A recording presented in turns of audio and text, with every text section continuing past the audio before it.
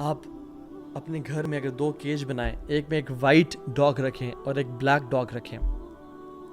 Black dog को आप रोज़ाना डॉग फूड भी दें और जो जो वो खाता है, जो जो डिमांड करता है, उसके डिज़ायर करने से पहले अता कर दें उसे। और वाइट डॉग को आप महीनों के लिए भूखा छोड़ें। Who will grow? कौन बिगर और बेटर होगा? कौन ताकतवर होगा? Black one, not the white one. And I represent, नफ्स अमारा बिसू, the evil soul as black dog और black wolf. इसको आप जितना फीड करेंगे वो उतना स्ट्रांग हो जाएगा। इसका फीड क्या है? इसका खाना क्या है? The dog food is music, हराम gaze, lying, disrespecting parents, disrespecting teachers, cheating, झूठ बोलना, हराम कमाना, fornication, adultery, porn addiction and parties and drugs.